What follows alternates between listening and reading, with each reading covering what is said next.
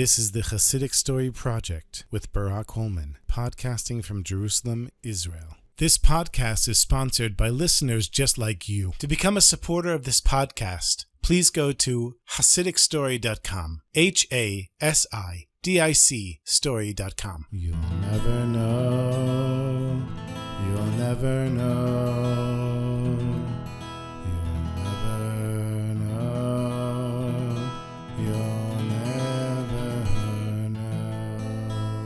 As you recall, last week I told the story of how a Naguna, a woman whose husband had disappeared and couldn't get a divorce, was sent by Reb Shner Zalman of Liadi to Vilna, the city that had some of the greatest opposers of the Chassidim, to the head of the community, Reb Meir Refaels. And to his shock and surprise, after weeks of not understanding why this woman was sent to him, the woman's husband showed up, and he started thinking a little differently about the Chassidim after that. The next day, a poor Jew comes to Vilna, and he comes to the main shul. He was a Chassid on his way to visit Reb Shner Zalman in Liozna. And he goes to the main shul, takes out a large volume of the Talmud, drops it down on the table, and very quickly was deep in studying the Talmud. Since it was Thursday evening, the wanderer decided that he was going to spend Shabbos in Vilna. And the gabbai of the shul, he noticed that this was no normal schlepper. There was something special about this guy. He didn't ask for any money, and he was very happy just to have some coarse bread and herring that he took out of his bag. And he sat there with the herring and the bread and his Talmud and was very happy. Friday morning, the gabbai comes over to him and he said, "Where are you planning on spending Shabbos, my friend?" And the Chassid said, "I'm going to sleep here in the shul and eat here in the shul. I'm very happy to be here." The gabbai told him, in our community, there's many wealthy Jews and they would be very happy to have a scholar like you at their house. He looked up from his Talmud at the gabbai and he said, "A scholar? I don't know. But I'm very happy here in the shul with my bread and herring. No, thank you." When the gabbai told this conversation to some of the wealthier Jews in the community, they all started arguing with one another who was going to host this special Jew. And one of the wealthy Jews, he decided to enlist the rabbi of the community to come and help him. And the two of them go over to the Chassid who's sitting and learning, said, "Please, come to my house for the meals on Shabbos." The Chassid said, "Listen, since you insist, I'll eat by you, but I'm going to sleep in the shul if that's okay with you." So they said, "Fine, sleep in the shul, but come eat by us." So Friday evening, there was lots of Torah discussion, and the wealthy Jew was very grateful for having such a special Talmid Chacham be sent his way. And before Birkat HaMazon, the grace after meals, the wealthy Jew said a deep sigh. The Chassid wondered what this was about, but he didn't ask any questions. He went back to the Beit Midrash after the meal and resumed learning his Gemara. After davening in the morning, he went back to the wealthy Jew, and they had a lively debate about Talmudic subjects, and again at the end of the meal, just before Birkat HaMazon, the wealthy Jew gave a deep sigh. Again, the Chassid didn't say anything, and this happened at Suda Shlishit, and after Shabbos at Melava Malka. And at this point, the Chassid was very curious, and he gently asked his host what was happening in order to make him sigh like that all the time. And the host said that he was a very successful businessman, but now he was in a lot of trouble. Some of his competitors had lied about him, said that he had done things that he hadn't done, and he was sentenced to 3 years in Siberia. And they appealed it, and the appeal was not accepted. The court confirmed the verdict, 3 years in Siberia. And they had one last chance. The case was going to be reopened for the last time in St. Petersburg, and only Hashem knew what was going to happen. So when the Chassid heard this, he said, "Listen, I have something confidential that I need to tell you. Can we please go and speak for a moment in private?" So the two of them go, close the door behind them. And the Chassid said, "Listen, I'm giving you advice that you go right now to my Rebbe, Shner Zalman, in Liozna, and ask him to give you advice and a bracha." He said, "If you're impressed with me, believe me, I'm the least of the Chassidim of the Alter Rebbe. And I'm going there myself, and I promise you, 100%, Reb Shner Zalman will be able to help you." So the wealthy Jew said, "Listen, I'm in business with a partner, and the truth is I have to ask him, so let me call him and we'll talk about it right now." And he told the business partner what the Chassid had said. And the partner said, "I'm a little concerned. We know the Chassidim are crazy, and if people here in town heard that we headed out to talk with Shner Zalman, things might get even worse for us. I don't think it's such a good idea." And so they were debating back and forth what to do, and in the end they decided to ask Reb Meir Refaels. And whatever Reb Meir said to them, they would do. So Reb Meir listened to their story, and remembering what had just happened with the Aguna, he told them, I agree that you should go to Shner Zalman in Liozna. The two businessmen were kind of surprised. They didn't expect Reb Meir to say that, but they immediately took off with the Chassid to Liozna.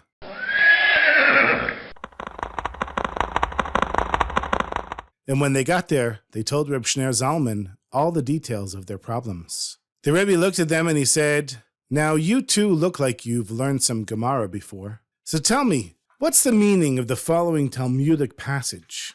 Malchusa da'ara ke'ein malchusa derakia. The worldly kingdom resembles the heavenly kingdom. The two business partners, they stood there, completely silent. They didn't have an answer. So Reb Shner Zalman, he said, okay, I'll give you the answer. It says, Zeh Shmi Le'olam. This is my name forever. And the Talmud says that Hashem is not called by his name. And just like Hashem is not called by his name, so too the Tsar is not called by his name. And with this, the Rebbe sent them on their way without giving them any advice on what to do regarding their court case. And the two businessmen left. They looked at one another and they said, okay, everything the people had said about the Chassidim, probably right. They are crazy. They got on their horses, and they were a bit depressed. And when they got back to Vilna, they went to Reb Meir and said, you know, that Chassidic Rebbe, Shner Zalman, he's not all there. Not only did he give us the strange quote about the Talmud, but he didn't give us any advice whatsoever about our court case. And so Reb Meir came to the same conclusion, and he said, well, I guess that whole thing that happened with the Aguna, it was just a coincidence after all. 3 months passed, and the date for the trial in St. Petersburg grew closer. And no matter how many lawyers they spoke with, they all said there's no hope. One of them recommended that the two businessmen throw themselves at the feet of the Minister of Justice and beg for mercy. He said maybe he'd have a little mercy on you. And after trying all kinds of lawyers, they realized that that was probably their best choice. They learned that the Minister of Justice would go for a walk at the same time every day in the private gardens. And so they spoke with the guard there, they bribed him, and they told him, you'll let us in and you'll tell us when the Minister of Justice comes. Of course, the guard knew who the Minister of Justice was, and these two had no idea. So the next day, they were led into the park by the guard. And they're sitting on a bench waiting for the Minister of Justice. And it happened to be that on that day, the Minister of Justice wasn't feeling well, and he stayed home. But around the same time, the Minister of Education had come for a walk. And the two Jewish businessmen sitting on the bench, they see a distinguished person coming in through the gate, and the guard had opened the gate. But the guard, realizing that it wasn't the Minister of Justice, he gives a sign. And these two, not understanding, they thought that was the sign that this is the Minister of Justice, so they jumped up and they threw themselves at the feet of the Minister of Education, and they said, please, you have to help us, we have no hope. And the minister said, gentlemen, please, I'm afraid you've made a mistake here. Your case obviously belongs to my colleague, the Minister of Justice. I'm the Minister of Education and I can't help you. The two businessmen, of course, were brokenhearted. They got up, dusted themselves off, and started walking out of the garden.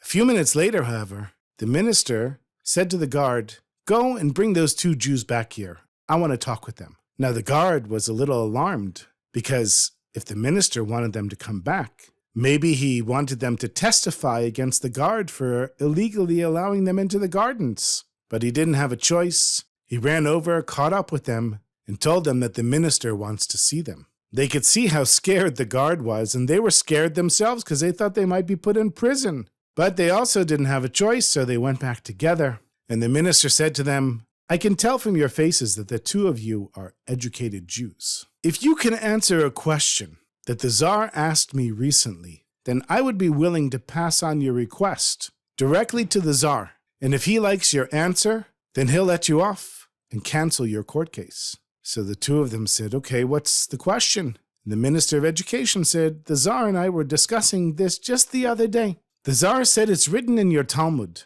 the worldly kingdom resembles the heavenly kingdom. And His Majesty the Tsar could not understand how the earthly kingdom could possibly resemble the kingdom of heaven. And being the minister of education, he expected that I should know the answer, but I didn't have an answer. Maybe you two have an answer? Well, the two Jews were looking at one another. Their hearts were racing. Their eyes were open, amazed at what was happening. 3 months ago, when they were in Liozna, by Reb Shner Zalman, he gave them the answer and the interpretation of what this means. So they told the minister of education, just as God is not called directly by his name, so the Tsar also is not called directly by his name. The minister of education, he liked this answer, and he went back to the Tsar the next day, and the Tsar liked the answer, and he canceled their court case. Done. That's it. They weren't going to Siberia. All their problems were over. So they thanked the minister of education, and the minister, of course, thanked them because he was put on the spot looking for an answer. And the two of them quickly got on their horses and carriage and went as quickly as possible back to Vilna. And even before they went home to tell their families what had happened, they went to the house of Reb Meir Refaels and told him everything that had happened. As soon as Reb Meir heard the story, he lost no time. He jumped on his horse and set out for Liozna, where he attached himself with all of his soul to Reb Shner Zalman of Liadi and became one of his closest Chassidim.